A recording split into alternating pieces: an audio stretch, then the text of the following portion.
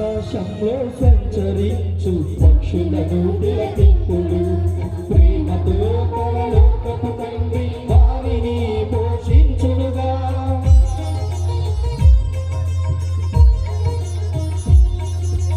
ఆకాశంలో సంచరించు పక్షులను తిలకింపుడు ప్రేమతో పరలోకపు తండ్రి వారిని పోషించును.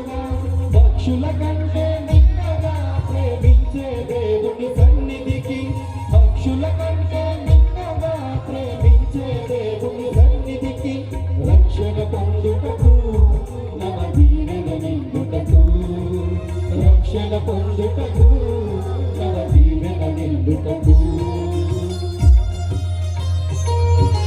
రండి రండి దేవుని ప్రజలారా, రండి రండి ఆహ్వానితులారా, రండి రండి దేవుని ప్రజలారా, రండి రండి ప్రియ స్నేహితులారా, దేవుని సన్నిధికి, ప్రియ దేవుని సన్నిధికి, దేవుని సన్నిధికి, ప్రియ దేవుని సన్నిధికి, ప్రేమను పొందుటకు, నవ జీవము నిండుటకు, ప్రేమను పొందుటకు, నవ జీవము నిండుటకు. రండి రండి దేవుని ప్రజలారా, రండి రండి ఆహ్వానితులారా. యేసుక్రీస్తునందు ప్రియ దేవుని బిడ్డలారా, శిలువగిరి పుణ్యక్షేత్ర పండుగలు జరుపుకుంటూ ఉన్నాం. ఈరోజు మనమందరం కూడా మన ప్రభు మనకు చూపించిన ప్రేమను బట్టి ఆనందిస్తూ ఆయన ఆరాధిస్తూ ఉన్నాం. ఈ యొక్క దివ్య బలి పూజని మనందరిని దీవించటానికి, దివ్య బలి పూజను సమర్పించటానికి ప్రేమతో మన మధ్యకు వచ్చినటువంటి మన బిషప్ తండ్రి గారిని మనమందరం కూడా గట్టిగా చప్పట్లు కొట్టి మన మధ్యకు ఆహ్వానించుకుందాం. దివ్య బలి పూజను సమర్పించమని, మనందరి కోసం ప్రార్థన చేయమని బిషప్ తండ్రి గారిని అర్థించుకుంటూ ఉన్నాం. పితా పుత్ర పవిత్రాత్మ నామమున సమాధానము మీతో ఉండునుగాక.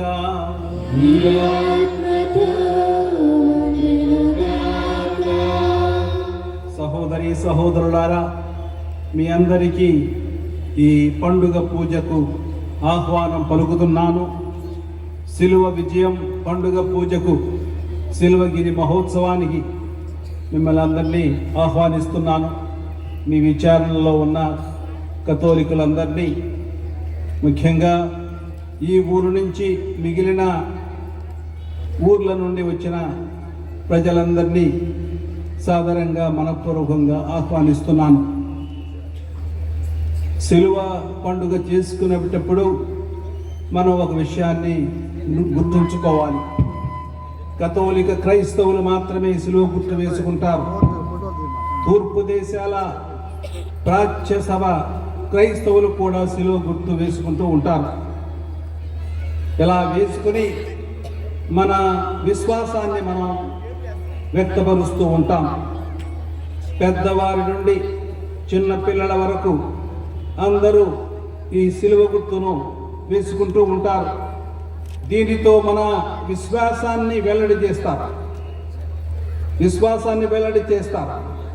ప్రతిరోజు మనందరం క్రీస్తు ప్రభునిలో, త్రియేక దేవునిలో మన విశ్వాసాన్ని వెల్లడి చేస్తూ, మన శిరస్సు మీద, ఛాతి మీద, భుజాలను తాకుతూ ఈ శిలువ గుర్తు మన శరీరంపై వేసుకుంటూ ఉంటాం.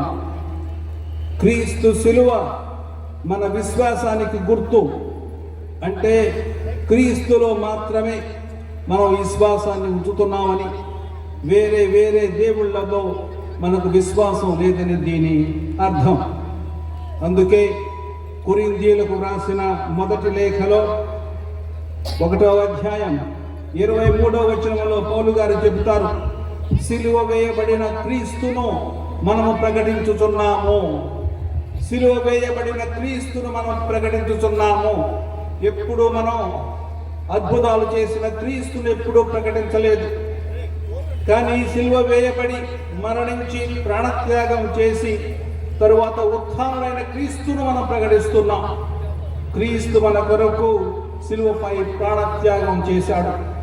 సిలువపై మరణించాడంటే చాలా సింపుల్గా ఉంటుంది, సామాన్యంగా ఉంటుంది. కానీ ప్రాణత్యాగం చేశాడు సిలువ మీద అంటే అది పెద్ద గొప్ప విషయం. అందుకే సిలువ మనకు విశ్వాసానికి సంకేతం అయింది. అందుకే సహోదరి సహోదరులారా, అమెరికా అధ్యక్షుడు అబ్రహాం లింకన్ 1865వ సంవత్సరంలో ఏప్రిల్ 15వ తేదీన ఆయన చంపివేశారు. ఆయన నల్ల జాతి జనులకు వాళ్ళందరినీ బానిసత్వాన్ని నుంచి వెలుపలకు తీసుకొని వచ్చాడు. వాషింగ్టన్ నగరంలో ఆయన ప్రత్యర్థులు హత్య చేశారు. రాజకీయ హత్య ఇది. తన అంతిమయాత్ర సందర్భంగా అతని భౌతిక కాయాన్ని ఊరేగింపుగా ఆ నగర వీధుల్లో తీసుకొని వెళ్తుండగా ఎందరో ప్రజలు, ముఖ్యంగా నల్ల జాతి ప్రజలు బారులు తీరి ఆయన కోసం విలపిస్తూ ఉన్నారు, ఏడుస్తూ ఉన్నారు. బానిస బ్రతుకుతున్న నల్ల జాతీయుల స్వాతంత్ర్యం, వారి హక్కుల కోసం ఆయన పోరాడాడు. అట్లా పోరాడుతూ అసుగులు బాశాడు, ఆయన చంపివేశాడు. ఆ ఊరేగింపులో అలా దొరుకుతూ ఉండగా ఒక అమ్మ తన చిన్న కుమారుని తన భుజాలపై కూర్చుండబెట్టుకొని ఇలా చెప్పింది, బాబు అటు చూడమ్మా, అటు చూడు, ఎవరినో తీసుకొని వెళుతున్నారు. ఆయన ఎవరో కాదు, ఆ మహానుభావుడే మన కోసం చనిపోయాడు అని అమ్మ చెప్పింది. ఆ మహానుభావుడే మన కోసం చనిపోయాడని చిన్న పిల్లాడికి ఆమె ఏడుస్తూ చెప్పింది. అది ముమ్మాటికి నిజం. అబ్రహాం లింకన్ నల్ల జాతీయుల స్వేచ్ఛ స్వాతంత్ర్యం కొరకు ఎంతో పోరాడాడు. వారి కోసమే తన జీవితాన్ని కూడా సమర్పించాడు. అటువంటి అధ్యక్షుడు అంత గొప్పవాడైతే క్రీస్తు ప్రభు ఎంత గొప్పవాడై ఉండాలి. మనం కూడా క్రీస్తు ప్రభుని సిలువను చూచినప్పుడు ఈ ప్రభువు మన కోసం ఈ సిలువ మీద ప్రాణత్యాగం చేశాడని మనం ఎప్పుడూ జ్ఞాపకం చేసుకుంటూ ఉంటాం. సిలువను చూడగానే ఏదో మనకి మనసుకు వచ్చినట్టు ఊరికి సిలువ గుర్తు వేసుకోవడం కాదు. నా ప్రభువు నా కోసం చనిపోయాడు, నా కోసం తన ప్రాణత్యాగం చేశాడనే విషయాన్ని మనం గుర్తుంచుకోవాలి. ఆ త్యాగం అనే గుణాన్ని మనం కూడా అలవరుచుకోవాలి. ప్రాణత్యాగం చేసి మరణంపై విజయాన్ని సాధించిన దైవ కుమారుడు అతన్ని ఈరోజు మనందరం ఈరోజు ప్రణతులు చెల్లించాలి. ఈ పండుగ మీకు, అదేవిధంగా మీ విచారణలో ఉన్న అన్ని గ్రామాల క్రైస్తవులకు దీవెనకరంగా ఉండాలని మీరు కూడా క్రీస్తు శిలువ మరణాన్ని, క్రీస్తు ప్రాణత్యాగాన్ని మనసులో ఉంచుకొని ధ్యానపూర్వకంగా ఆ ప్రభుని శిలువ నుండి ప్రవహించే జీవజలనిధిని సేవించి ధన్యులవ్వాలని ఈ దివ్య పూజలో వేడుకుందాం. సహోదరి సహోదరులారా, ఈ పూజను నెరవేర్చే యోగ్యులమగుటకు ముందుగా మన పాపమును గుర్తు తెచ్చుకొని ప్రభుని క్షమాపణ వేడుకుందాం.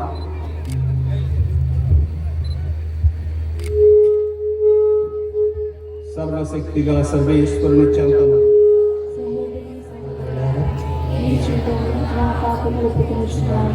ఏదైనా తలంపు చేతను, వాక్కు చేతను, క్రియల చేతను, అశ్రద్ధ చేతను బహుపాపం చేసింది. ఇది నా తప్పు, ఇది నా గొప్ప తప్పు. అందుచేత నిత్య కన్యకైన పరిశుద్ధ మరియ మాతను, సకల దూతలను, పునీతులను, సహోదరులారా, మిమ్మల్ని నా కొరకు మన ప్రభువైన సర్వేశ్వరుని ప్రార్థింపవలెనని ప్రతిమాలుకొనుచున్నాను. సర్వశక్తి గల సర్వేశ్వరుడు మనకు దయ చూపి మన పాపములను మన్నించి మనల్ని నిత్య జీవనకు చేర్చుదురుగాక.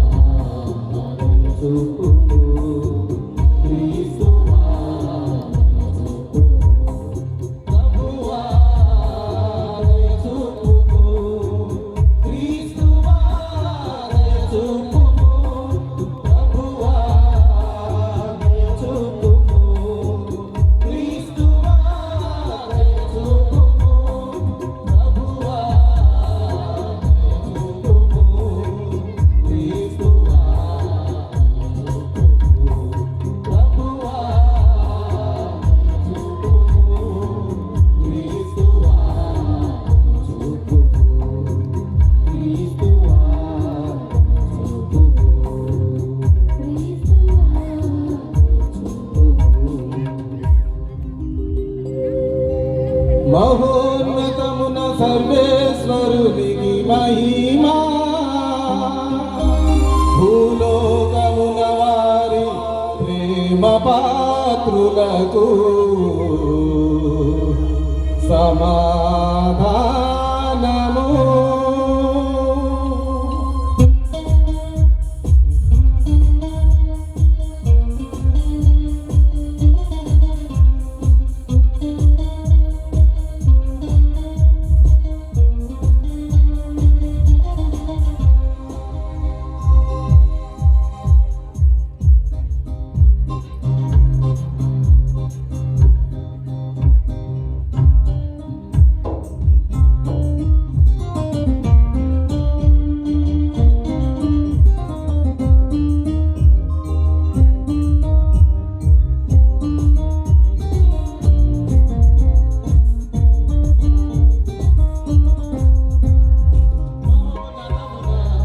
సర్వేశ్వరుడికి మహిమా భూలోకమున మంచి మనసు గల వారికి శాంతి శాంతి శాంతి సమాధానము.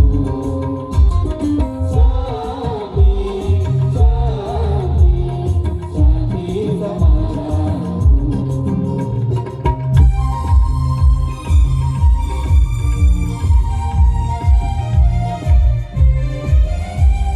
మా ప్రభువైన సర్వేశ్వర పరలోక రాజా, మా ప్రభువైన సర్వేశ్వర పరలోక రాజా, సర్వశక్తి గల పితయైన సర్వేశ్వర, సర్వశక్తి గల పితయైన సర్వేశ్వర, నిన్ను పొగడుచున్నాము, నిన్ను స్తుతించుచున్నాము, నిన్ను ఆరాధించుచున్నాము, నిన్ను కీర్తించుచున్నాము. నీ మహావైభవములకై, నీ మహావైభవములకై నీకు వందనములు అర్పించుచున్నాము. ఏకైక పుత్రుడా మా ప్రభువైన యేసుక్రీస్తువా, మా ప్రభువైన సర్వేశ్వర సర్వేశ్వరిని గొర్రెపిల్ల, పితయొక్క పుత్రుడా, లోకము యొక్క పాపములను పరిహరించు ప్రభువా, మాకు దయ చూపండి. లోకము యొక్క పాపములను పరిహరించు ప్రభువా, మా ఆలకించండి. పిత యొక్క కుడి ప్రక్కన కూర్చొనియున్న ప్రభువా, మాకు దయ చూపండి. యేలయనా నీవు మాత్రమే పవిత్రుడవు, నీవు మాత్రమే ప్రభుడవు, నీవు మాత్రమే మహాగణుడవు. యేసుక్రీస్తువా, పితయైన సర్వేశ్వరుని మహిమలో పవిత్రాత్మతో నిండు ప్రభువా. ఆమేన్, ఆమేన్,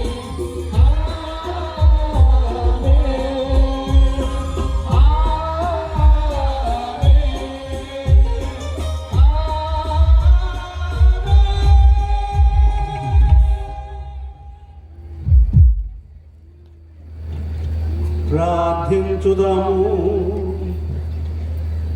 ఓ సర్వేశ్వరాని జనితైక కుమారుడు మానవ జాతి రక్షణ నిమిత్తము శిలువ మీద మరణము పొందవలని నీవు చిత్తగించితివి. భూలోకమున ఈ పరమరహస్యము తెలుసుకున్న మేము శిలువ బలి ఫలమైన రక్షణను పొందుదుముగాక. నీతోనూ పవిత్రాత్మతోనూ కలిసి యుగ యుగములు జీవించుతూ పాలించు మా ప్రభువును నీ కుమారుడునైన యేసుక్రీస్తు ద్వారా ఈ మనవి చేయుచున్నాము. ఆమేన్.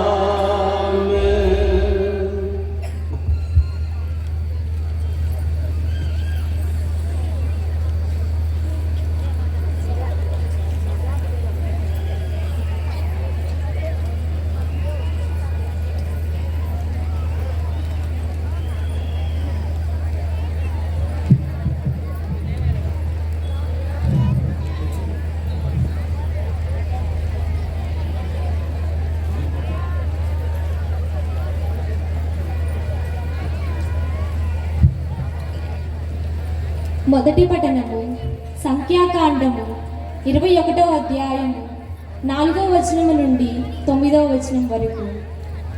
మొదటి పఠనము సంఖ్యాకాండము 21వ అధ్యాయము 4వ వచనం నుంచి 9వ వచనం వరకు. కంచు సర్పము. ఇజ్రాయేలీలు హోరు పర్వతము నుండి కదలి ఏదోము మండలమును చుట్టి పోవలనని రెల్లి సముద్రము త్రోవ వెంట ప్రయాణమైపోయిరి. కానీ ఆ ప్రయాణమున ప్రజలు అలసిపోయిన కారణమున మోషే మీదను దేవుని మీదను తిరగబడిరి. నీవు మమ్ము ఐగుప్తు నుండి తరలించుకొని రానేలా ఈ ఎడారిలో చంపుటకే కదా ఇచ్చట అన్నపానీయములను ఏమీ లభించుటలేదు. ఈ రుచి పచలేని ఈ ఆహారం మాకు అసహ్యమైనది అని గొనుగుకొనిరి. అప్పుడు ప్రభువు విషసర్పములను పంపగా దాని కాటు వలన ప్రజలు చాలామంది మరణించిరి. అంతటా వారు మోషే వద్దకు వచ్చి, మేము నీకును దేవునికి ఎదురు మాట్లాడి తప్పు చేసి తిని నీవు ప్రభువునకు విన్నపము చేసి ఈ పాముల బెడద తొలగింపుము అని వేడుకొనిరి. మోషే ప్రభువునకు మనవి చేసెను.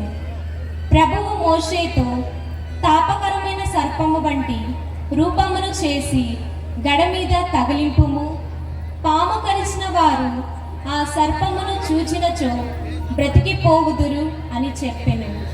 కనుక మోషే కంచు సర్పము చేసి గడకర్ర మీద తగిలించెను. పాము కరిచిన వారు ఆ కంచు సర్పమును చూచి చావును తప్పించుకొనిది. ఇది ప్రభుని వాక్కు. సర్వేశ్వరునికి వందనములు.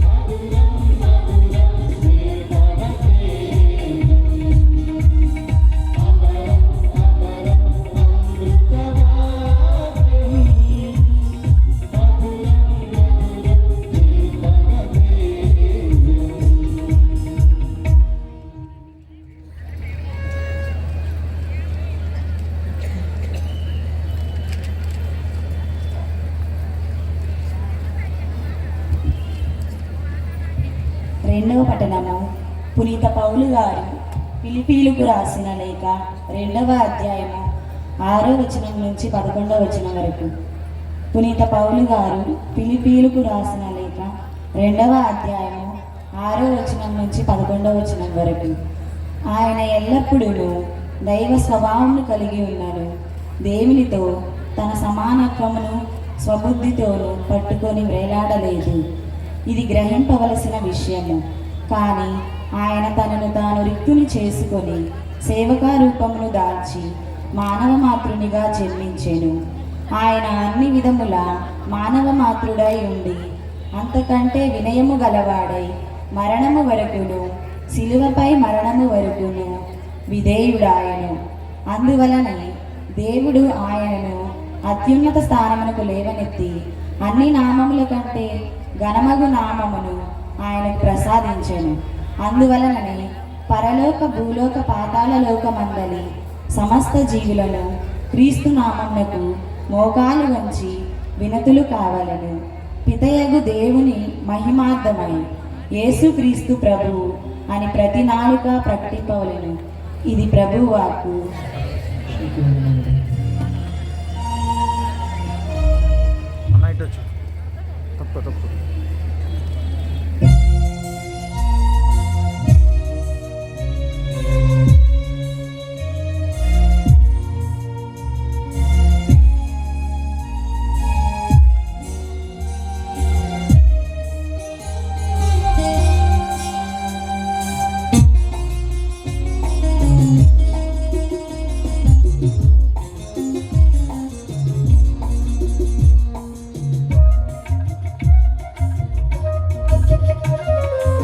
అమరమైనది, మధురమైనది, అమరమైనది, మధురమైనది దేవుని వాక్యం, జీవన వేదం.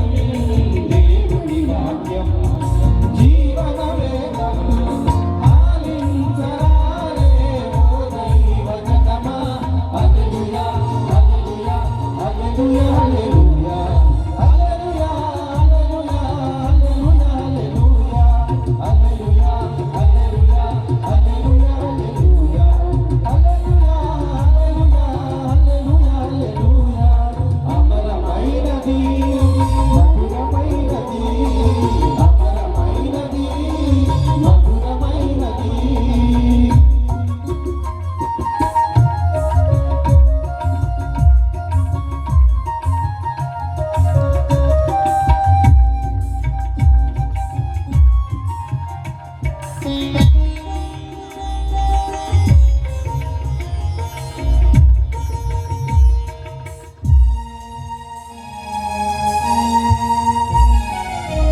సృష్టికి మూలమైన వాక్యమే నరునికి జీవము పోసెను.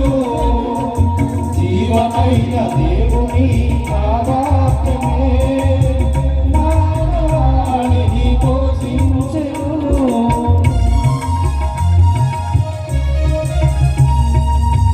సృష్టికి మూలమైన వాక్యమే నరునికి జీవము పోసెను.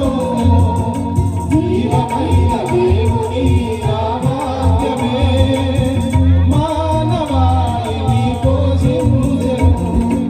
ఆలించరారే ఓ దైవ జనమా.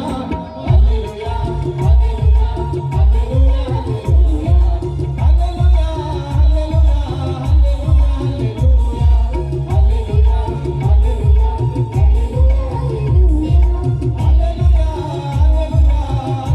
హల్లెలూయా, అమరమైనది, మధురమైనది, అమరమైనది, మధురమైనది.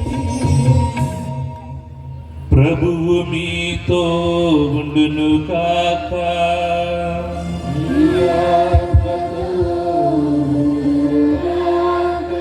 పునీత యోహాను గారు వ్రాసిన పవిత్ర శుభవార్తలోని భాగము. నీకు మహిమ కలుగును గాక.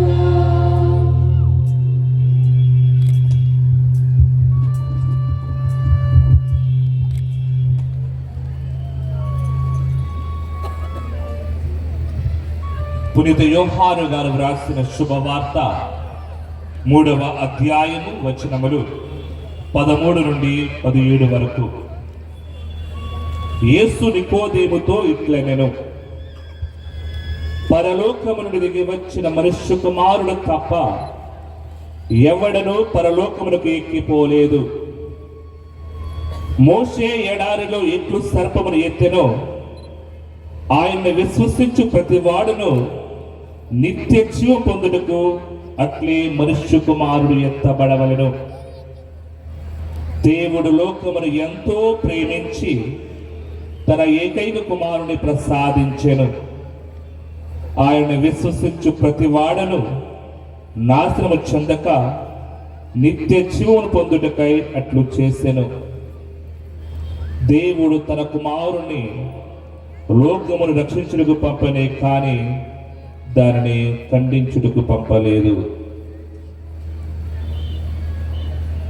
ఇది క్రీస్తు విశేషము.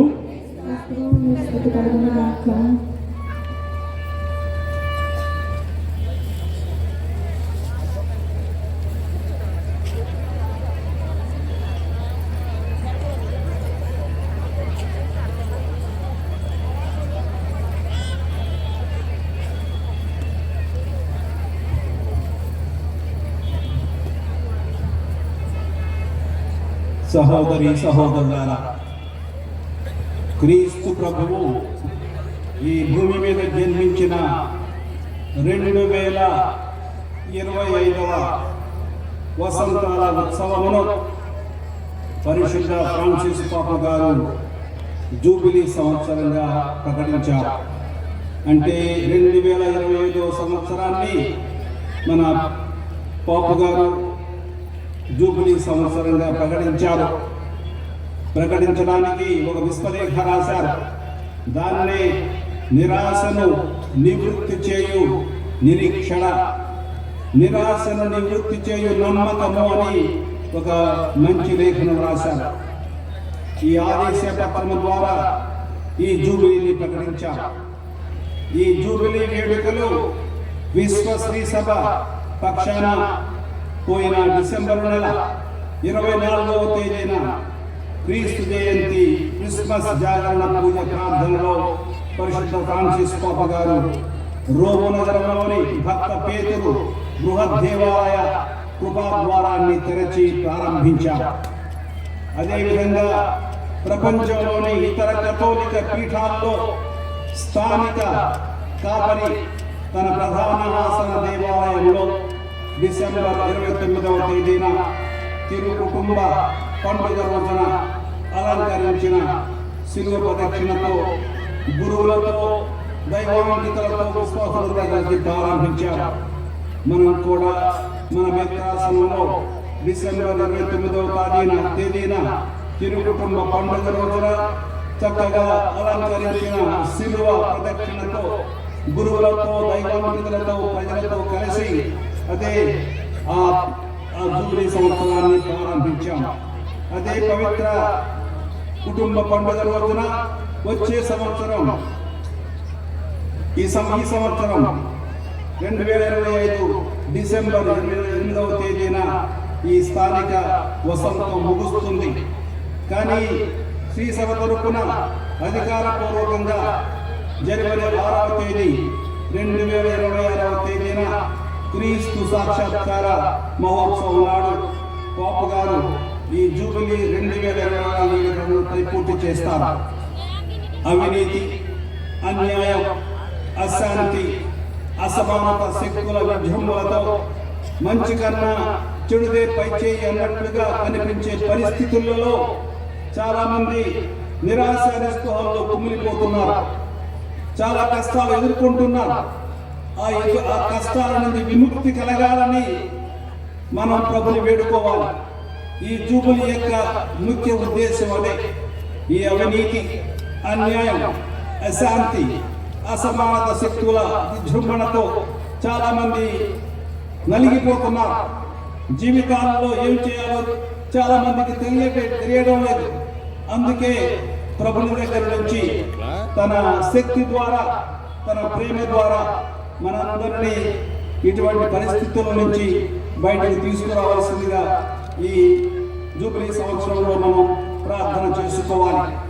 ప్రజలకు భవిష్యత్తును గుర్చిన ఒక ఆశాజనక దృఢ నమ్మకాన్ని, అంతిమ విజయం మంచికే అను భయం లేని భరోసానిస్తూ జగద్గురు విశ్వలేఖ రాశారు. ఆ విశ్వలేఖయే నిరాశను నివృత్తి చేయు నిరీక్షణ. దేవుడు మనిషి రక్తంలోనే, మనిషి స్వభావంలోనే ఆశాభావం అనే సహజ దైవిక ధర్మాన్ని ఉంచాడు. ఆశను ఇంధనం లేకపోతే మనిషి జీవించడం దుస్సాధ్యం, జీవించలేడు. క్రైస్తవ ఆశాభావం దైవానుగ్రహంతో నిండి నిరీక్షణ అంటే నమ్మకం అనే సుగుణంగా అది రూపాంతరం చెందుతుంది. క్రైస్తవుని యొక్క ఆశాభావం దేవుని యొక్క అనుగ్రహంతో నిండిపోయి ఈ నిరీక్షణ అంటే నమ్మకం అనే సుగుణంగా మనలో మారిపోతుంది. మారిపోయి అది ఇంకా గట్టిపడుతుంది. ఈ క్రైస్తవ నిరీక్షణ విశ్వాసుల్లో ఒక జ్వాలగా మన్నారని, ఆ జ్వాల కాగడాగా మారి చెడును కాల్చివేసి మంచిని వెలిగిస్తుందన్న ఆనంద అభయాన్ని ఇది ఇస్తుంది. కాబట్టి ఏదో ఒక రోజు ఈ అన్యాయం, అశాంతి, అసమానత శక్తుల నుంచి మనందరికీ మోక్షం లభిస్తుందని ముఖ్యంగా ఈ జూబిలీ సంవత్సరంలో ప్రత్యేకంగా ప్రార్థించుదాం. 2025 మన సామాన్య జూబిలీ. క్రైస్తవుడనే వాడి విషయాన్ని గుర్తించుకోవాలి. ఎందుకంటే కాల కొలమానం క్రీస్తు పుట్టిన తర్వాత నుంచి ప్రారంభమవుతుంది. క్రీస్తు శకం ఉంటున్నా, క్రీస్తు శకం 2025 ఇది జూబిలీ మహోత్సవం. ఈ మహోత్సవాన్ని మనం ఇటువంటి భావనతో జరుపుకుంటూ ఉండాలి. ఎక్కడైతే అవినీతి, అన్యాయం, అశాంతి, అసమానతలు ఉన్నాయో అక్కడ ప్రభుని అనుగ్రహం మనకు రావాలని, అనుగ్రహంతో మనందరికి విముక్తి కలగాలని మనం ఆ ప్రభుని వేడుకుంటూ ఉండాలి. విశేష విధంగా ఈ జూబిలీ సంవత్సరంలో ఆశాజ్వాలతో ఇతరులను వెలిగిస్తూ లోకమంతా ఆవరించిన చిమ్మ చీకట్లను పారద్రోలుతూ ఒక దృఢమైన గుండెతో, ప్రశాంతమైన మనసులతో, నిరీక్షణ శక్తితో భవిష్యత్తు పట్ల ఆశాజనకంగా మనందరం ప్రకాశించాలి. దేవునికి అసాధ్యమైనది ఏదీ లేదు అని ఆనాడు దేవదూత అభయమిచ్చాడు. దేవునికి అసాధ్యమైనది ఏదీ లేదని ఆనాడు దేవదూత అభయమిచ్చాడు మరియమాతకు. ఈ మాటలలో విశ్వాస ఇంధనంతో, వినూత్న జూబిలీ అనుగ్రహాలతో దైవరాజ్య సంపూర్ణ స్థాపనకై జూబిలీ కంకణం అందరం కట్టుకోవాలి. ఎందుకంటే ఈ రోజు ఈ జూబిలీ సంవత్సరంలో మనం విశ్వసించవలసింది ఇది ఏమిటది? దేవునికి అసాధ్యమైనది ఏదీ లేదు. దేవుడు మనిషి మన కోసం చనిపోయాడు, శిలువ మీద మరణం చెందాడు. ఎందుకంటే అలా మరణించి తాను తన ప్రేమను మనం వ్యక్తపరిచాడు. ప్రేమించే దేవుడు ఉంటే మనకి ఇంకేమిటి? తాను ప్రేమను వ్యక్తపరిచాడు, మరణించి కూడా మళ్ళీ ఉత్థానుడయ్యాడు, మరణాన్ని జయించాడు. మనలో ఆశ అనేది జరించింది. కాబట్టి దేవునికి అసాధ్యమైనది ఏదీ లేదు అనే అటువంటి భరోసాతో మనం ముందుకు సాగుతూ ఉండాలి. విశ్వాస ఇంధనంతో, ఏ ఇంధనం మనకు కావాల్సింది? విశ్వాసం అనే ఇంధనంతో మనం ముందుకు వెళుతూ ఉండాలి. ఈ జూబిలీ సంవత్సరం అంతా అనేక పుణ్యకార్యాలు, కారుణ్య క్రియలు, తీర్థయాత్రలు చేపట్టాలని శ్రీ సౌరందరినీ ఆహ్వానిస్తుంది. మనం తీర్థయాత్రలకు వెళ్ళాం, పుణ్యక్షేత్ర యాత్రలకు వెళుతూ ఉంటాం. తీర్థయాత్రలు అంటే లోపలికి వెళ్ళి అక్కడ నీళ్ళలో దొరకడం, అది కాదు మనకు కావాల్సింది పుణ్యక్షేత్ర యాత్రలు. అటువంటి యాత్రలు చేపట్టాలని శ్రీ సభ మనందరినీ ఆహ్వానిస్తుంది. జగద్గురువులు పోపు ఫ్రాన్సిస్ గారు పాప పరిహారం, పరిపూర్ణ ఫలాలు అను ఆదేశాలు పత్రం ద్వారా వాటిని ప్రకటించారు. వచ్చే ఈ పూజలు చేసిన మిమ్మల్ని ఇంకోసారి స్వాగతిస్తూ గొప్ప ఆశాభావంతో ఈ జూబిలీ సంవత్సరంలోనికి అందరూ అడుగుపెట్టి ఈ జూబిలీ సంవత్సరంలో పయనించాలని మిమ్మల్ని అందరినీ ప్రోత్సహిస్తున్నాను. తెలుగు శ్రీ సభ ఈ జూబిలీ సందర్భంలో అనేక కార్యక్రమాలు నిర్వహించబోతుంది. వాటన్నిటిని ఎప్పటికప్పుడు మీ విచారణ గురువుల ద్వారా మీకు తెలియజేస్తూ ఉంటాం. మన మేత్రాసనంలో ఈ పుణ్యక్షేత్ర యాత్రలు మొదట ఈ జూబిలీ శిలువను ప్రతిష్ఠించిన పునీత పౌలు గారి దేవాలయానికి అందరూ వెళ్ళవచ్చు. ఇక్కడ నుంచి పుణ్యక్షేత్ర యాత్ర ఒక మన విచారణ పరంగా వెళ్ళవచ్చు, లేకుంటే గ్రామ పరంగా వెళ్ళవచ్చు. వెళ్ళి అక్కడికి వెళితే మనందరికీ పరిపూర్ణ ఫలాలు లభిస్తాయి. మన పాపానికి క్షమాపణ దొరుకుతుంది. అలాగే ముఖ్యంగా చనిపోయిన మన పెద్దవాళ్ళకి మోక్ష భాగ్యం కలగాలంటే అక్కడికి వెళ్ళి వారి కోసం ప్రత్యేకంగా పూజలో పాల్గొని పాప సంకీర్తనం చేసి సప్రసాదం చేకొని వాళ్ళ కోసం ఒక మంచి క్రియ చేస్తే ఆ పరిపూర్ణ ఫలాలు వాళ్ళకు లభిస్తాయి. ఈ విధంగా మనం వారి కోసం కూడా ప్రార్థన చేయవచ్చు. ముఖ్యంగా అక్కడ పౌరు గారి దేవాలయానికి వెళ్ళి అందరూ ఈ పరిపూర్ణ ఫలాలు పొందడానికి పుణ్యక్షేత్ర యాత్రకు వెళ్ళవచ్చు. రెండవది గుణదల ఊర్ధమాత పుణ్యక్షేత్రం. అక్కడ కూడా విచారణ సంఘపరంగా వెళ్ళి, లేకుంటే ఒక్కొక్కరి సొంతగా వెళ్ళి, కుటుంబ పరంగా వెళ్ళి పాప సంకీర్తనం చేసి దివ్య పూజలో పాల్గొని దివ్య ప్రసాదం లోపని ఒక కారుణ్య క్రియ, ఒక మంచి క్రియ, పేదవాళ్ళ సహాయం చేయడం, ఆకలైన అన్నం పెట్టడం, ఒక పుణ్యక్రియ చేస్తే మనందరికీ పరిపూర్ణ ఫలాలు లభిస్తాయి. అదేవిధంగా ఉత్తరి స్థలంలో ఉన్న ఆత్మల కొరకు కూడా మనం ప్రార్థించవచ్చు. వారి కోసం ఈ పుణ్యకార్యాలు, కారుణ్య క్రియలు చేయవచ్చు. వీటికి మీరందరూ మీ గురువుల నుండి సూచనలు పొందవలసిందిగా నేను కోరుతూ ఉన్నాను. ఈ కారుణ్య సంవత్సరాన్ని, ఈ జూబిలీ సంవత్సరాన్ని నిర్లక్ష్యం చేయకండి. ఇది మన కోసం స్థాపింపబడింది. మన ఆధ్యాత్మిక జీవితం కోసం ఈ సంవత్సరం అంతా మనకి ప్రార్థనలు చేయాలని శ్రీసభ ప్రోత్సహిస్తుంది. కాబట్టి మీరు దీన్ని వ్యర్థం చేయకుండా, ఈ సమయాన్ని వ్యర్థం చేయకుండా వినియోగించుకోవాలని మిమ్మల్ని కోరుతూ ఉన్నాను. సహోదరి సహోదరులారా, ఈరోజు మనం శిలువ మరణాన్ని గురించి అర్థం చేసుకుంటున్నాం. శిలువను గురించి అర్థం చేసుకుంటున్నాం.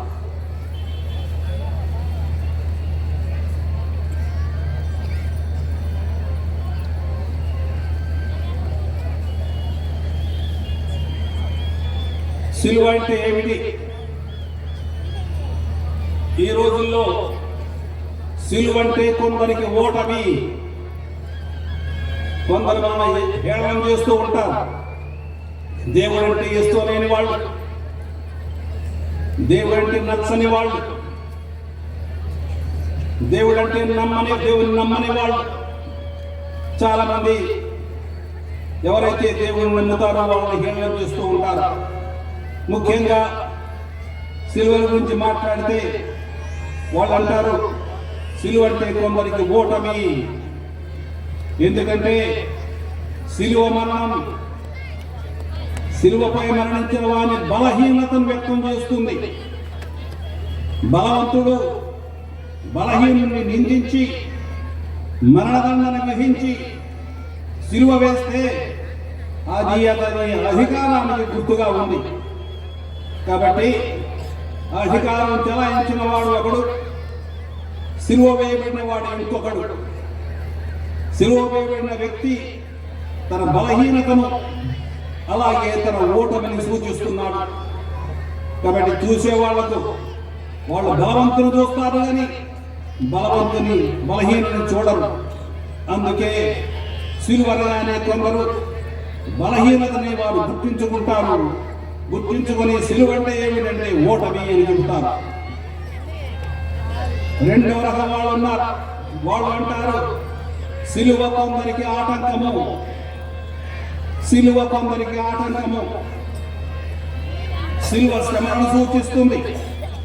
జీవితంలో కేవలం సుఖ సంతోషాలను వెదికే వాళ్లకు సిలువ ఆటంకంగా కనపడుతుంది. ఎందుకంటే సిలువ అంటే శ్రమలు కూడా ఇమిడి ఉంటాయి. మూడవది, కొందరికి సిలువ ఒక భయంకరమైన గుర్తు. శిలువ పాటులను, శ్రమలను, అది శిలువ పాటులను, శ్రమలను గుర్తు చేస్తుంది. నిండు ప్రాణం విడతలుగా తీసివేయబడి శిలువ మరణం వ్యక్తం చేస్తుంది. శిలువంటేనే మరణం. ఆ శిలువ నుండి తప్పించుకొని బ్రతకడం అనేది ఉండదు. అందుకే చాలా మంది శిలువను ఒక భయంకర గుర్తుగా వారు పరిగణిస్తున్నారు. ఎవరో పెద్దగా లోకం ఊపుతున్నారు. నేను కొంచెం సీరియస్గా చెప్తున్నాను. వాలంటీర్స్ అంటే వాళ్ళని ఆపండి వెళ్ళి, ఎందుకంటే మన ప్రార్థనని వాళ్ళని చాలా చాలా డిస్టర్బ్ చేస్తున్నారు. నేను వచ్చినప్పటి నుంచి చూస్తూ ఉన్నాను, 10 సంవత్సరాల నుంచి చూస్తున్నాను. ఇది ఇక్కడ ఇంకో చోట చేస్తూ ఉంటారు వాళ్ళు. ఎవరు ఏం చేయట్లేదు, పట్టుకుని వాళ్ళని తీసేయండి. అబ్బో దయచేసి వెళ్ళండి. ఎవరైనా చిన్నపిల్లలు చేస్తుంటే చేయనీకండి, వాళ్ళు ఆపేసేయండి. మనం ఏం మాట్లాడలేదు కాబట్టి వాళ్ళు పెడుతూ ఉంటారు. కొందరు కావాలని చేస్తూ ఉంటారు.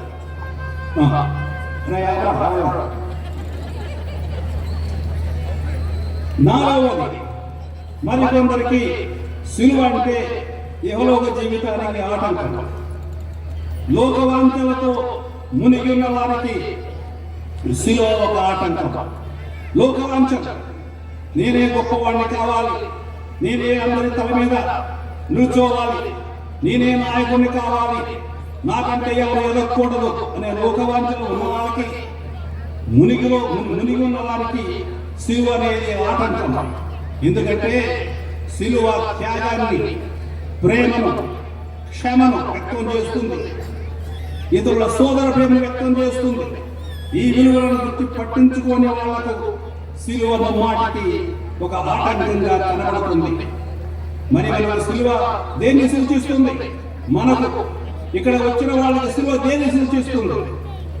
నశించుతున్న వారికి క్రీస్తు శిలువ వలన వచ్చిన సందేశం అర్థరహితం. కానీ రక్షింపబడుతున్న వారికి అది దేవుని శక్తి. శిలువ అంటే మనకేమిటి? క్రైస్తవుల అర్థం ఏంటి? ఇది దేవుని శక్తి. శిలువ నుండి వస్తుంది. నేను దృఢంగా నమ్ముతున్నాను. నా కోసం మరణించిన దేవుని దృఢంగా నమ్ముతున్నాను. ఆ దేవుడే నాకు అనుగ్రహాన్ని దయచేస్తాడు, శక్తిని దయచేస్తాడు. ఆ శిలువ ద్వారా నాకు శక్తి లభిస్తుంది అని మనం ముమ్మాడికి చెబుతున్నాం. కాబట్టి ఈ విధంగా మనం అర్థం చేసుకుంటున్నాం. నశించు వారికి క్రీస్తు శిలువ మరణించిన సందేశము అర్థరహితము. కానీ రక్షింపబడుతున్న వారికి అది దేవుని శక్తి అని కొరింథీయులకు రాసిన మొదటి లేఖలో 1వ అధ్యాయం 18వ వచనంలో పౌలు గారు చెప్పారు. అందుకే యూదులకు ఆటంకమును, అన్యులకు అవివేకమైన శిలువ వేయబడిన యేసుని నేను ప్రకటిస్తున్నాను అని పౌలు చెప్పాడు. కొరింథీయులకు రాసిన లేఖ మొదటి లేఖ 1వ అధ్యాయం 23వ వచనం.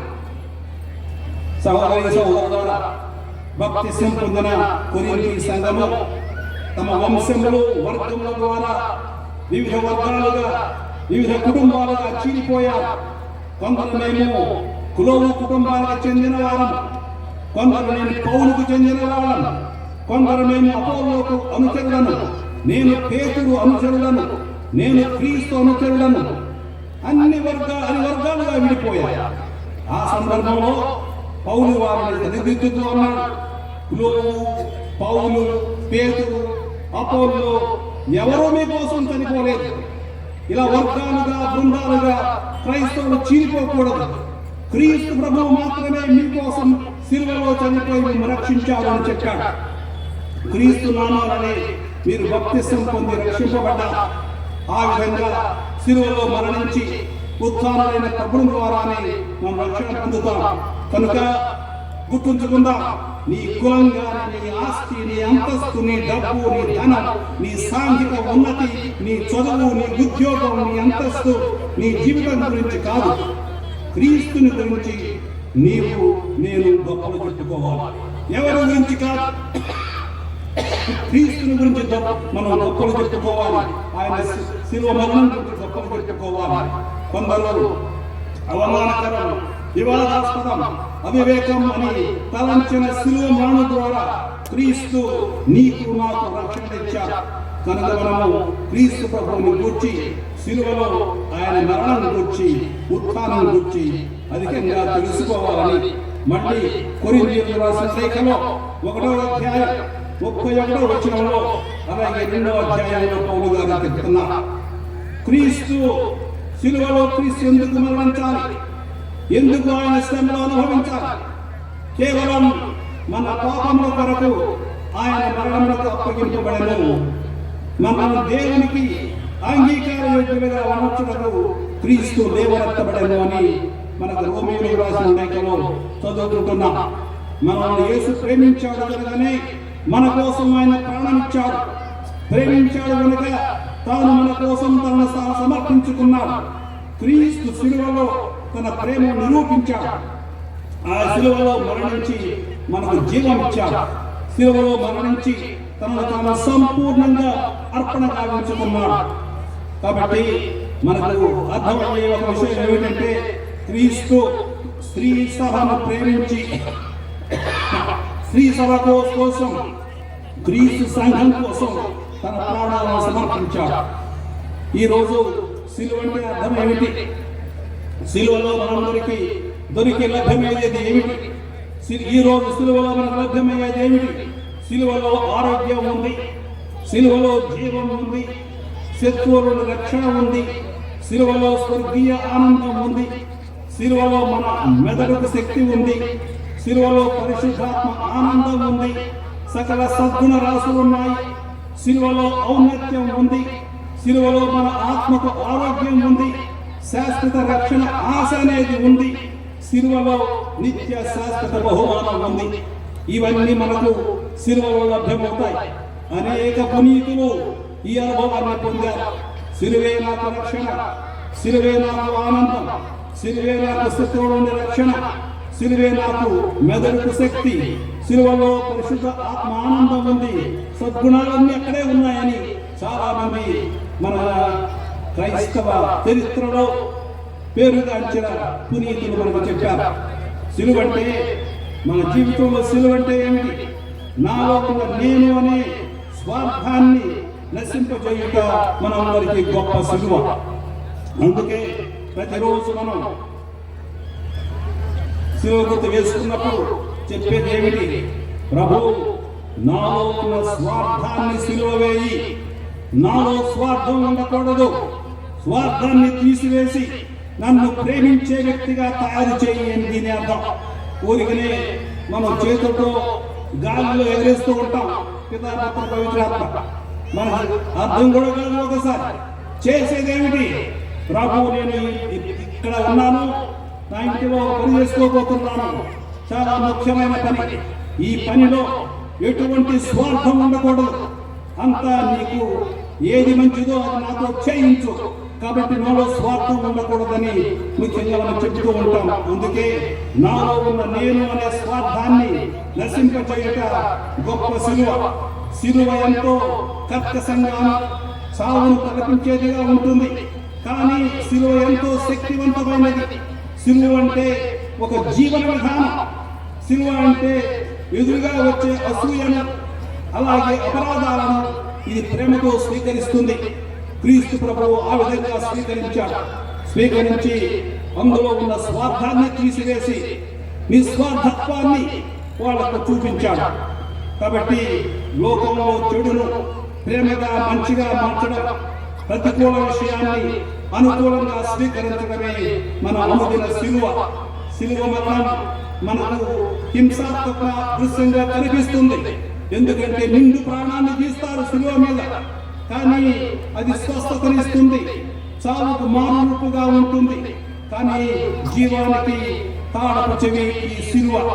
ఇది స్వర్గానికి నిచ్చెన, ప్రపంచానంతరికి దేవుని స్వర్గపు ద్వారం శిలువ.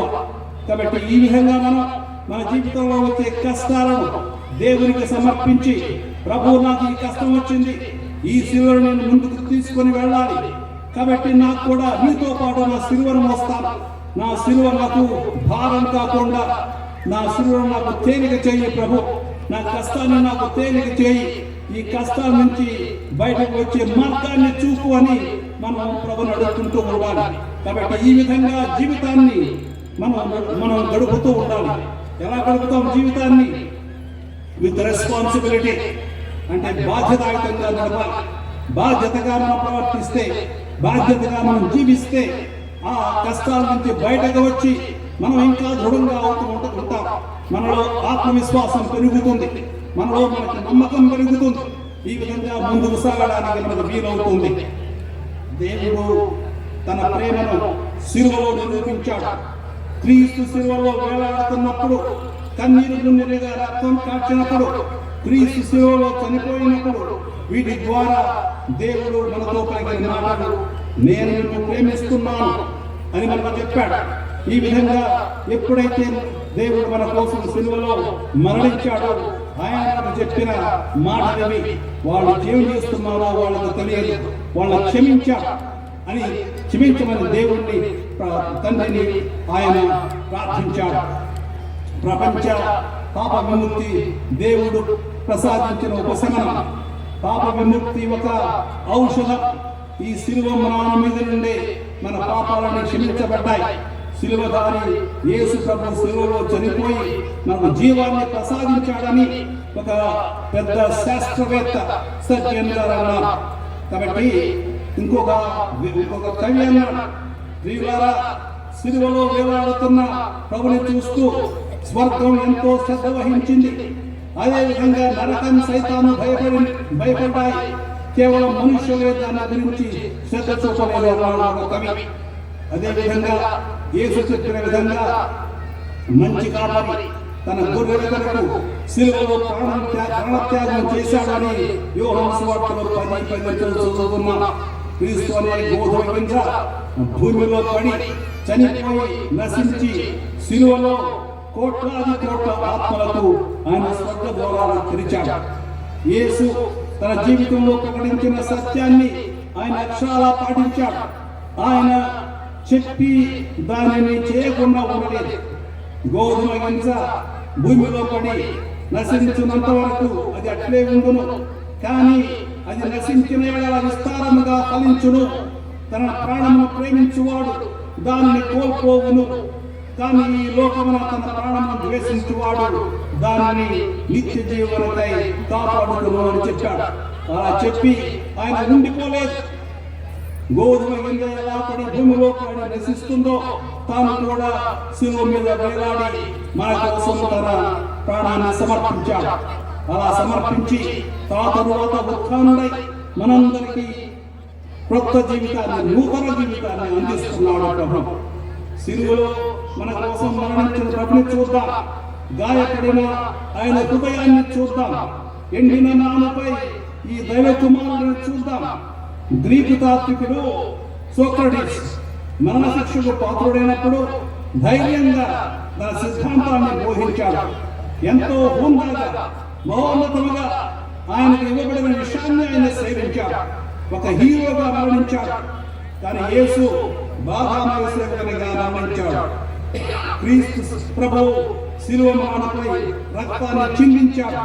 భయాన్ని, ఆందోళన అనుభవించాడు. తండ్రి దేవునిచే విడిచిపెట్టబడిన భావనకు యేసు గురయ్యాడు.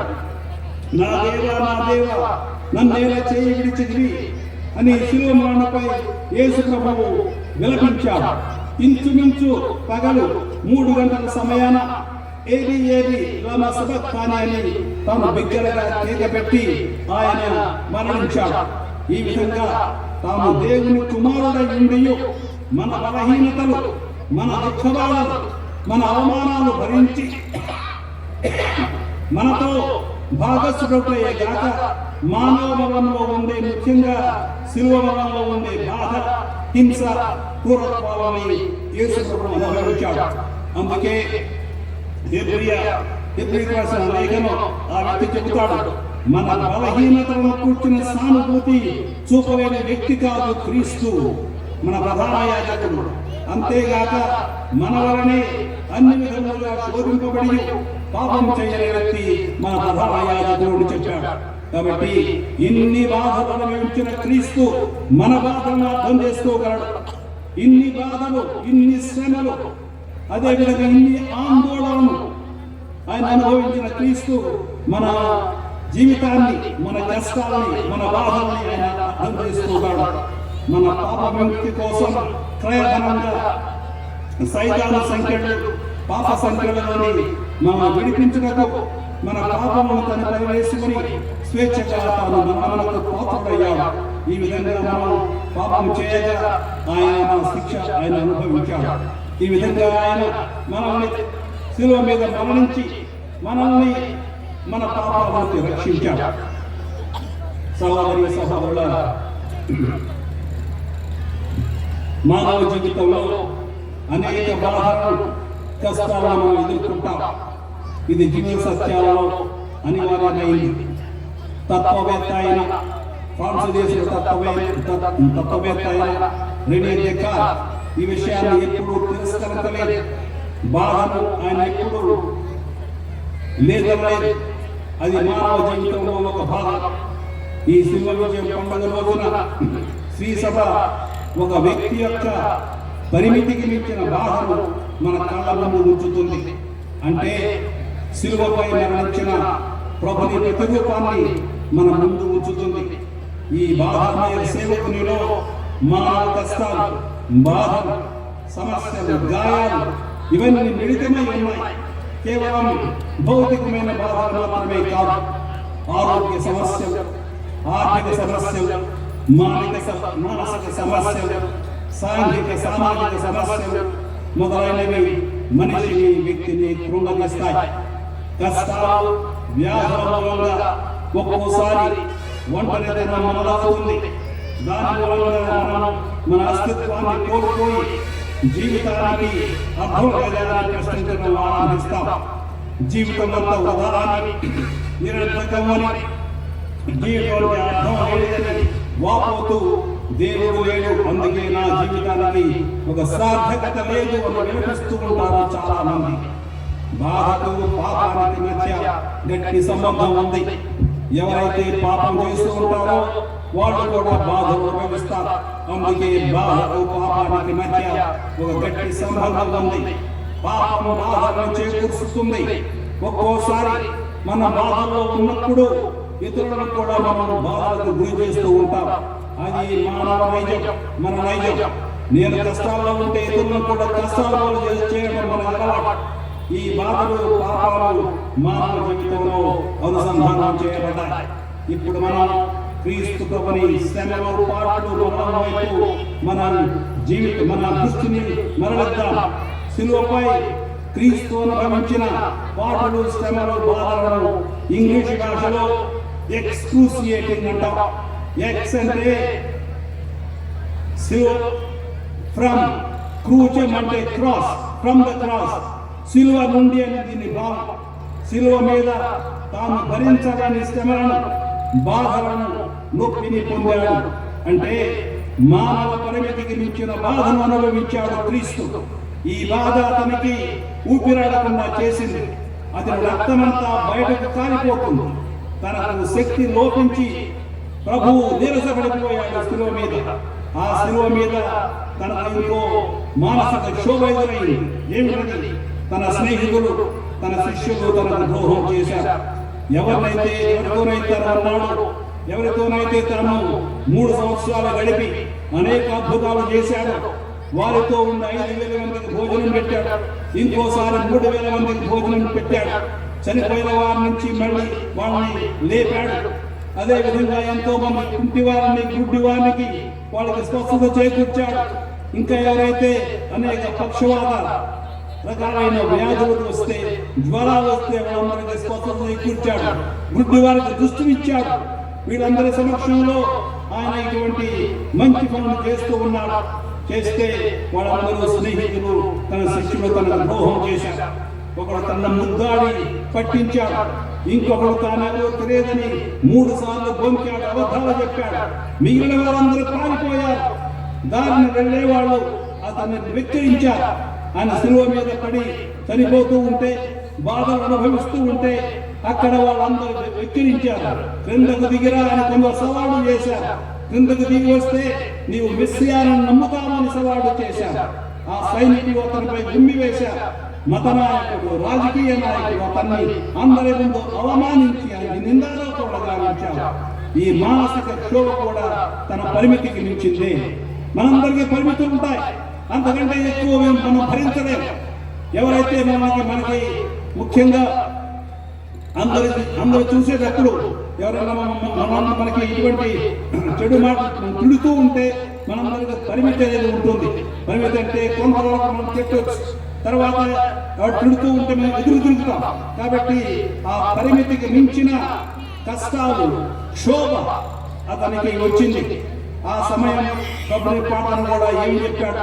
అటువంటి సమయం వచ్చినప్పుడు ఆయన ఏం చేశాడంటే, దేవా దేవా నన్ను ఎందుకు వదిలిపెట్టావయ్యా, నాకు ఎందుకు ఇటువంటి సమస్య తెచ్చిపెట్టావో ప్రభు తండ్రి అని ఆయన ప్రార్థించాడు. దేవునితో కూడా ఆయన అనిపించింది, ఎందుకు నన్ను నా తండ్రి వదిలిపెట్టి వేశాడు, దేవునితో నా బంధువు తెగిపోయిందా ఏమిటి అని ఆయన ఆలోచించడం ప్రారంభించాడు. ఇటువంటి వ్యక్తిని శ్రీసభ మన శ్రీసభ తన దైవాక్షరంలో ఎందుకు మనందరి మీద ఉంచుతుంది? కారణం ఏమిటంటే ఆ శిలువ మీద వేలాడుతున్నది కేవలం ఒక మానవ మాత్రుడు కాదు. ఆ శిలువ మీద వేలాడుతున్నది ఆయన సాక్షాత్తు దేవుడు,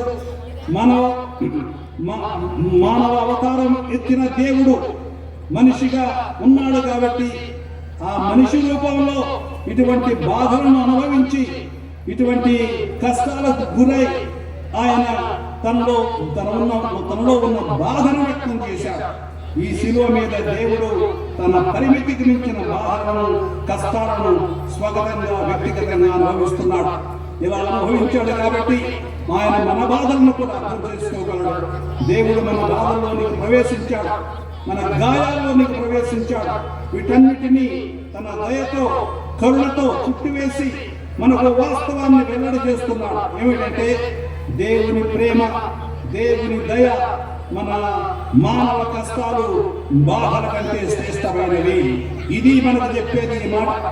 నేను మానవ మాత్రుడిగా ఇవన్నీ అనుభవించాను, దేవుడైనా సరే వీటన్నిటిని అనుభవించాను. కాబట్టి ఇప్పటి నుంచి దేవుని ప్రేమ, దేవుని దయ మన మానవ కష్టాలు, బాధల కంటే చాలా శ్రేష్టమైనది. ఆ బాధల ద్వారా, ఆ గాయాల ద్వారా, ఆయన పొందిన గాయములచే మనం కూడా స్వస్థపరచబడతాము. నేను పొందిన బాధలచే మీరు స్వస్థత నుండి తిరిగి పేతురు రాసిన మొదటి లేఖలో 2వ అధ్యాయం 24వ వచనంలో చదువుతున్నాం. బాధలు, పాపాలు రెండు ఒకే చోట చేర్చబడతాయి. దేవుని ప్రేమ మనల్ని ఆవరించి మన బాధలకు, కష్టాలకు ఊరటనిచ్చినట్లే మన పాపాలను కూడా ప్రభు తుడిచివేశాడు. ప్రభు జయించాడు. శిలువపై ఆయన మనకై పాపం అయ్యాడని కొరింథీయులకు రాసిన 2వ లేఖ 5వ అధ్యాయం 21వ వచనంలో మనం చదువుతున్నాం.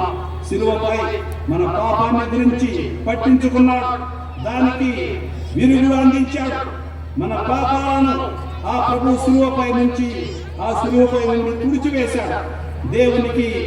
దేవుని దయ అనేది మన పాపాల కంటే గొప్పది అని ఆయన రుజువు చేశాడు. కాబట్టి శిలువపై ఉన్న దేవుడు, శిలువపై ఉన్న క్రీస్తు దయామయుడు. ఆయన వంక చూస్తే ఆ దయతో మన పాపాలను తుడిచివేస్తాడు, ఆ దయతో మన కటాక్షిస్తాడు.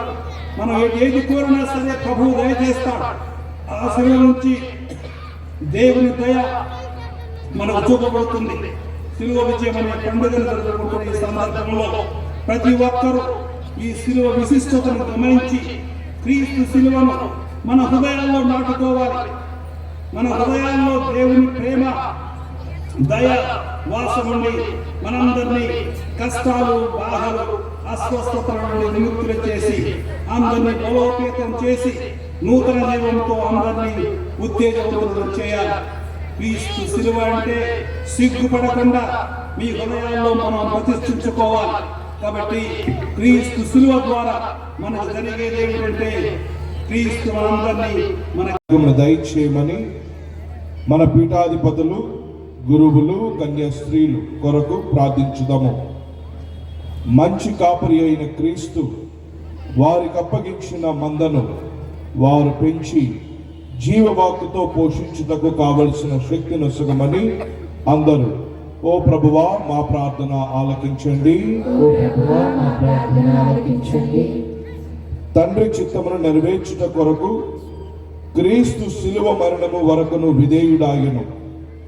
ప్రపంచ నాయకులు తమ స్వార్థమును, గర్వమును వీడి వారికి అప్పగింపబడిన బాధ్యతలను సక్రమముగా నెరవేర్చినట్లును తమ కొరకు కాక మీ ఉత్థాన మహిమలో ప్రవేశము పొందినట్లు మా అందరికి నీ అనుగ్రహములు దయచేయమని అందరూ ఓ ప్రభువా మా ప్రార్థన ఆలకించండి.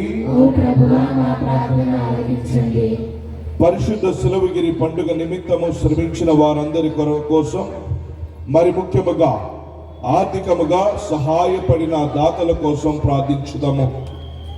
కార్య సాధన కోసం ఏక మనస్సుతో పాటుపడిన వారిలో మనమందరము ఏక విశ్వాస శ్రీ సభ కుటుంబానికి చెందిన బిడ్డల మన మనస్తత్వమును కలిగి జీవించుటకు ఆత్మవరములు దయచేయమని అందరూ ఓ ప్రభువా మా ప్రార్థన ఆలకించండి.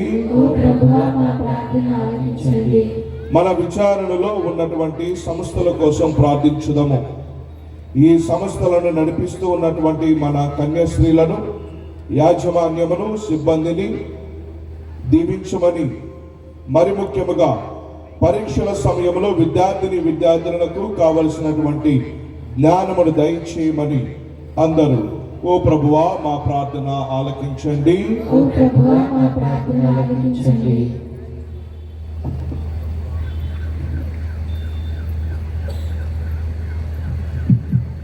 ప్రభువా, నీ బిడ్డల చిత్తశుద్ధితో సాహసించి నిన్ను కోరిన వాటిని కనికరణతో వసగి నీ చిత్తమనిగి జీవించు వరమును దయచేయమని మా ప్రభు అయిన క్రీస్తు ద్వారా ఈ మనవి చేయుచున్నాము.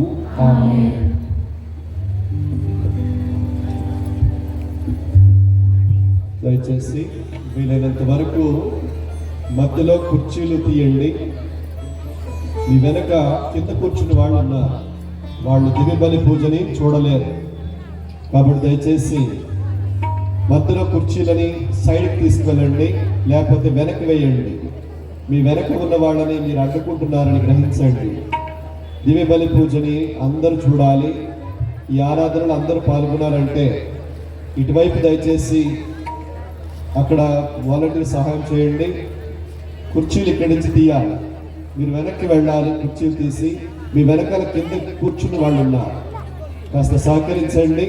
వాళ్ళు కూడా దివ్యబలి పూజలో భక్తితో పాల్గొనే విధంగా మీ వంతు సహకారం మీరు అందించండి. మధ్యలో నిలబడకండి, మధ్యలో కుర్చీలు తీసివేయండి. దయచేసి అర్పణ గీతం పాడండి.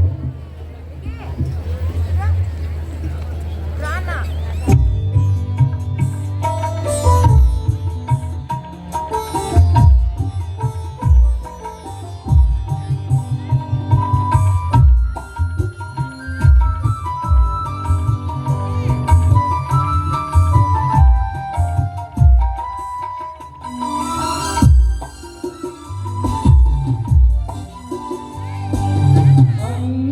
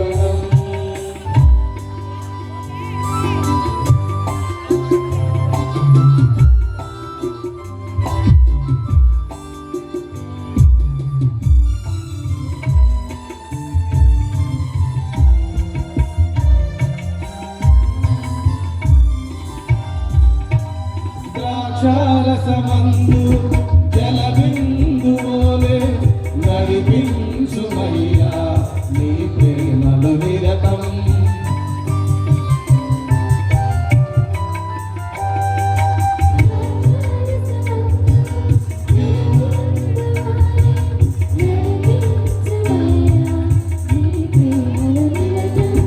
పరలోకవాసుల స్థిరవాసమందు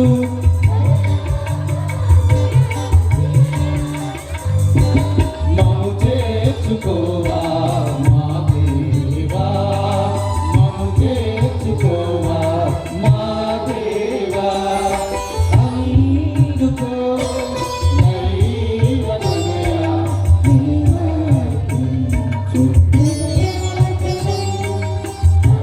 అందుకో దైవతనయా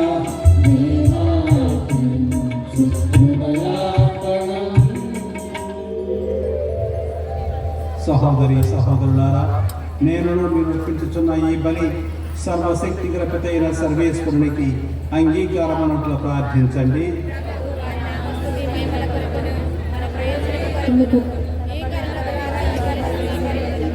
ఈ గురువు ద్వారా ఈ బలిని స్వీకరించుగాక.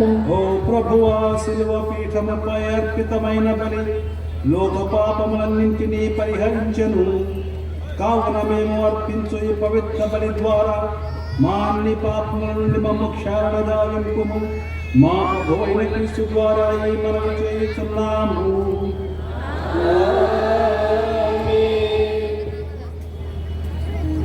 ప్రభు మీతో ఉండునుగాక.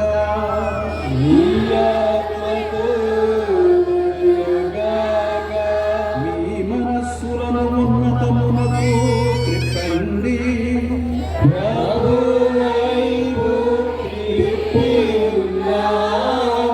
మన దేవుడైన ప్రభువునకు కృతజ్ఞత తెలుపుదము. కృతజ్ఞత తెలుపుగా యుక్తము న్యాయము. ప్రభు అయిన దేవ, పావన పిత, సర్వశక్తి గల నిత్య సర్వేశ్వర, మేము ఎల్లప్పుడూ ఎచ్చోటను నీకు కృతజ్ఞత వందనములు చెల్లించుట యుక్తము, న్యాయము, ధర్మము, రక్షణదాయకము. శిలోమ్రాణి ద్వారా మానవ జాతి రక్షణ పొందవలని నీవు చిత్తగించితివి. మరణములకు దారి తీసిన మ్రాణి నుండియే మానవునికి జీవం వసగితివి. మానవుని మరణములకు కారణమైన ఆ మ్రాణియే మా ప్రభు అయిన క్రీస్తు ద్వారా మనందరికీ విజయమును చేకూర్చెను. అతని ద్వారా దూతలు నీ మహత్వమును పొగడుతున్నారు, అధిపతులు ఆరాధించుతున్నారు, శక్తిమంతులు అడుగుతున్నారు. పరమండలమందరి బలవంతులు ఆనంద పరవశుల భక్తి జ్వాలతో ఏకీభవించి ఉప్పొంగుతూ నీ స్థుతులను పాడుతున్నారు. వారితో మా స్వరమును ఏకము చేసి నిన్ను దీనభావముతో స్తుతించుట ఎట్లనగా,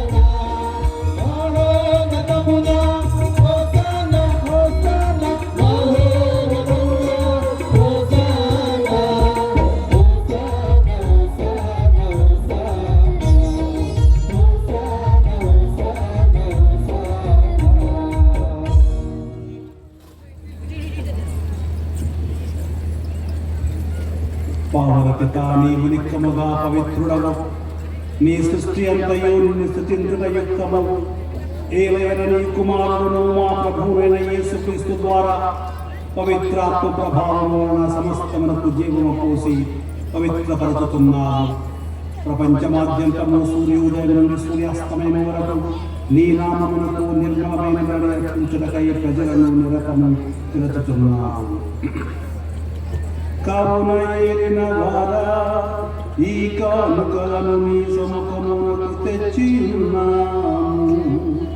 పవిత్రాత్మ ద్వారా వీరిని పవిత్రపరచ బ్రతిమాలుకొనుచున్నాము. ఈ విధమున ఇవి మా ప్రభువును నీ కుమారుడైన యేసుక్రీస్తు శరీర రక్తములు అగునుగాక. అతని ఆజ్ఞ ప్రకారమే ఈ కృతజ్ఞతార్చనను నెరవేర్చుచున్నాము.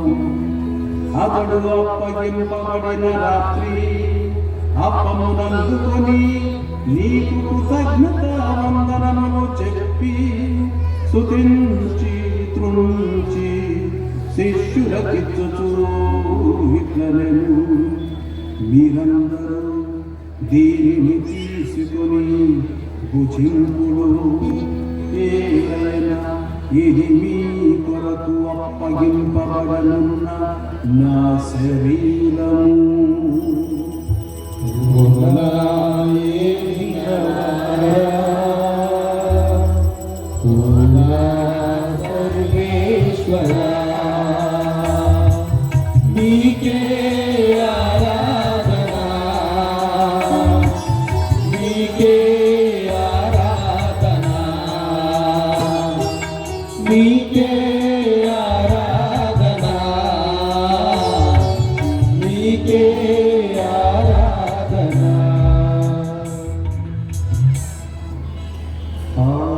విధముననే భోజనానంతరము పాత్రమునందుకొని నీకు కృతజ్ఞత వందనములు చెప్పి స్తుతించి శిష్యులకిచ్చుచు ఇట్లనెను, మీరందరూ దీనిని తీసుకొని దీని నుండి పానము చేయుడు. ఏలైనా ఇది నూతన నిత్య నిబంధన యొక్క నా రక్తపు పాత్రము. ఇది మీ కొరకును అనేకుల కొరకును పాప పరిహారమునకై ధారపోయబడును. దీనిని నా జ్ఞాపకార్థము చేయుడు.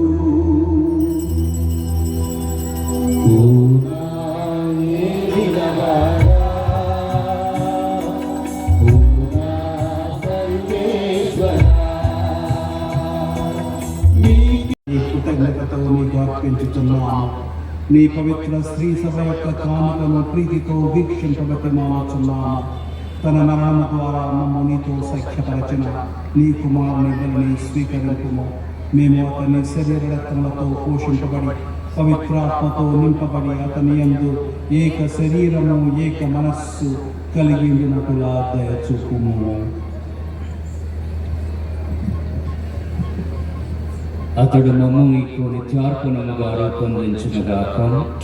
నీవు ఎన్నుకొనిన పుణ్యాత్ములతోనూ ముఖ్యముగా పవిత్ర కన్యయు దేవమాతయ అయిన మరియమాతతోనూ ఆమె నిగ్రహ వరుడైన పరిశుద్ధ జోజప్ప గారితోనూ ధన్యులైన మీ అపోస్తులతోనూ వేద సాక్షులతోనూ సకల పునీతులతో పాటు మమ్మును మోక్ష భాగ్యమునకు వారసులను చేయుము.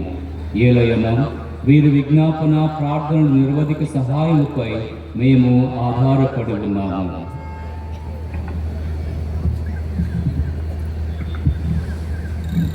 ఓ ప్రభువా, మమ్మ మీతో సఖ్యపరుచు ఈ బలి లోకమందరికి శాంతిని శ్రేయస్సును ప్రసాదించినట్టు మేము బతిమాలుకొనుచున్నాం. ఈ లోకమైన యాత్ర చేయ మీ శ్రీసభ, మీ సేవకులను మా ఫ్రాన్సిస్ జగద్గురువులను, మా జోసెఫ్ రాజరావు పీఠాధిపతులు, తదితర పీఠాధిపతులను, గురువులందరినీ, మీరు సంపాదించుకున్న ప్రజలందరినీ విశ్వాసములను ప్రేమను దృఢపరచండి. మీ చిత్త ప్రకారం మీ సముఖముల శైలిగా ఈ ప్రజల మనలను ఆలకించాను. దయచేసి తండ్రి, నన్ను నశించి విన్న మీ బిడ్డలందరినీ కూడా కనుకరించి నీతో ఐక్యపరుచుకున్నాను.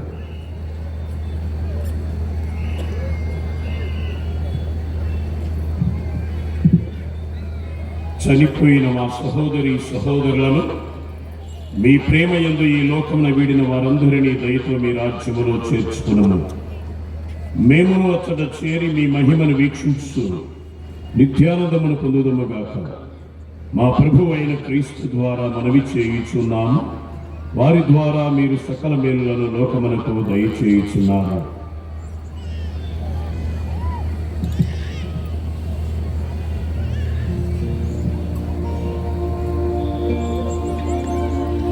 క్రీస్తు ద్వారా, క్రీస్తుతో, క్రీస్తునందు సర్వశక్తి గల పితయైన సర్వేశ్వర పవిత్రాత్మతో ఏకమయ్యుండు నీకు యుగ యుగములు గౌరవ మహిమలు కలుగునుగాక.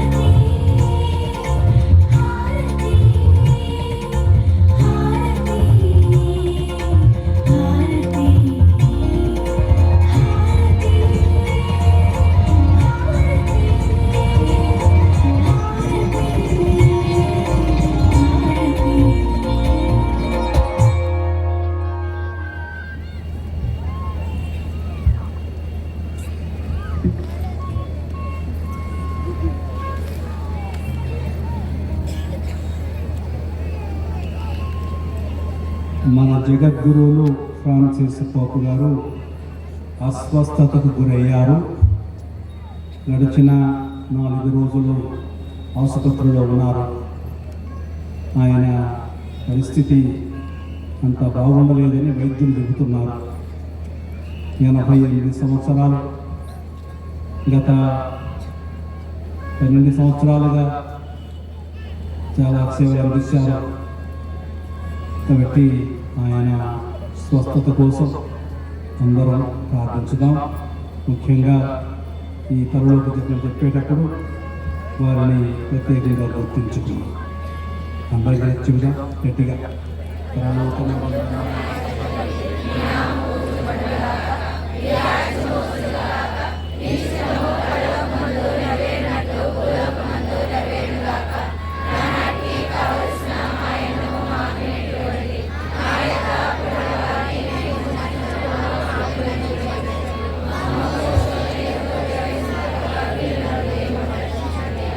ప్రభువా, అన్ని కీడుల నుండి మమ్మ రక్షింపుము. మా ఈ రోజులలో మాకు శాంతిని ప్రసాదింపుము. నీ దయానుగ్రహం ఉన్న పాపము నుండి మమ్మల్ని ముక్తులను చేసి అన్ని కలతల నుండి సర్వదా కాపాడము. మేము మోక్షానందమును మా రక్షకుడైన యేసుక్రీస్తు ఆగమనము నిరీక్షించుచుండుము. ఏలైనా నిరంతరము నీదే రాజ్యము, నీదే అధికారము, నీదే మహిమ. శాంతిని మీకు అనుగ్రహించుతున్నాను, నా శాంతిని మీకు ఇచ్చుచున్నాను అని నీ అపోస్తలులతో వచించిన ప్రభు అయిన యేసువా, మా పాపమును లెక్కింపక నీ శ్రీసభ విశ్వాసమును వీక్షింపుము.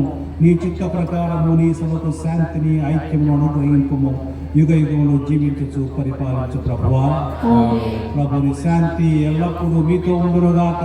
మీ ఆత్మతోనూ ఉండునుగాక. ఒకరికొకరు సమాధానం తెలుపుకుందాం.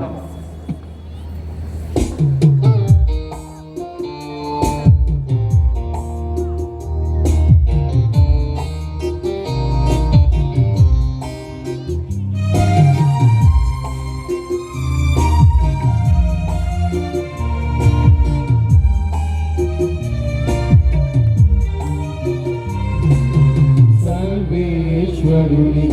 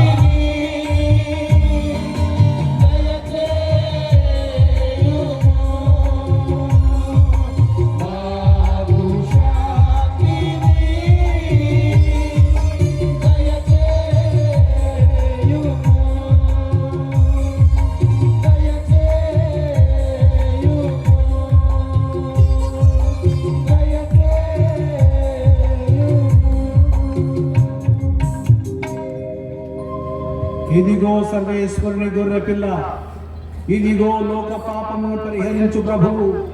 గొర్రె పిల్ల ఎందుకు పిలువబడిన వారు ధన్యులు.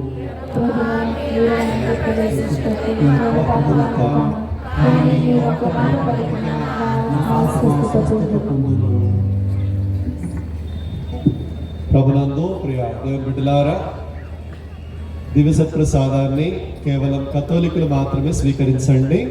మిగిలిన వారు మీ స్థలాల్లో కూర్చొని ప్రార్థన చేయండి. దివ్యసత్ప్రసాదం గురువులు మీ చెంతకు తీసుకుని వస్తారు, దయచేసి సహకరించండి. దివ్యసత్ప్రసాదం స్వీకరించిన తర్వాత అన్యదా మాట్లాడకండి. దేవుని స్తుతిస్తూ పాట పాడుతూ ఉండగా దయచేసి మీరు కూడా పాటలు పాడుతూ దేవుని ఆరాధిస్తూ, ప్రభుని ఆరాధిస్తూ మీ స్థలంలో కూర్చోనండి. చివరి వరకు కూర్చోగలిగి ఆరాధన చేయగలిగిన వాళ్ళు మాత్రమే దివ్యసత్ప్రసాదం స్వీకరించండి. భక్తితో ప్రభు శరీర రక్తాలు మనం అందరం కూడా స్వీకరించుదాం.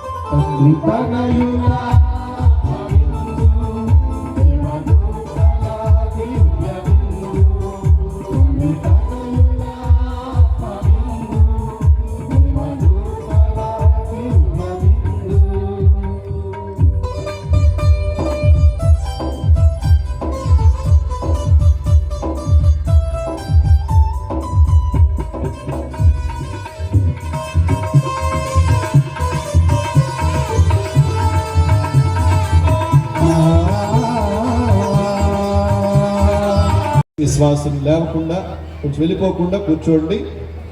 ఆ తర్వాత కానుకల సమర్పణ ఉంటుంది. ప్రార్థించుదము. ఓ ప్రభువా, నీ కుమారుని పరమ ప్రసాదము స్వీకరించి నిన్ను దీనతతో ప్రార్థించుతున్నాము. జీవదాయక శిలువ మరణం ద్వారా నీవు రక్షించిన మమ్మందరిని పునరుత్థానము నీవు కూడా చేర్చుకునము. మా ప్రభు అయిన క్రీస్తు ద్వారా ఈ మనవి చేయుచున్నాము.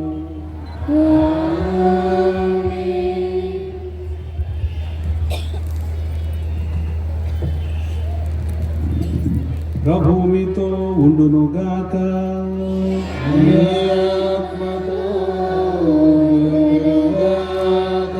మీ శిరములు వచ్చి దేవుని ఆశీస్సుల కొరకై ప్రార్థించండి. ప్రతి ప్రార్థనా చివర అందరూ ఆమెను సమాధానం ఇవ్వండి. దయామయుడైన సర్వేశ్వరుడు తన ఏకైక కుమారుని శ్రమల ద్వారా నిస్వార్థ ప్రేమకు మీకు ఆదర్శమును చూపెను. మీరు కూడా దేవుని తోటి మానవులను ప్రేమతో సేవించి దేవుని అద్భుత దీవెనలకు యోగ్యులగుదురుగాక.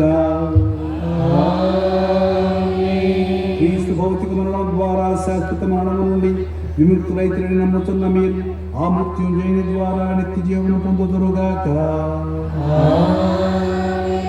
తనను తాను తగ్గించుకున్న ప్రభుని ఆదర్శించి మీరు కూడా అతని ఉత్థానంలో భాగస్థులవుదురుగాక. సర్వశక్తి గల సర్వేశ్వరుని ఆశీర్వాదము మీపై దివ్యశ్రద్ధ మీతో ఉండునుగాక. పితా పుత్ర పవిత్రాత్మ నామమున.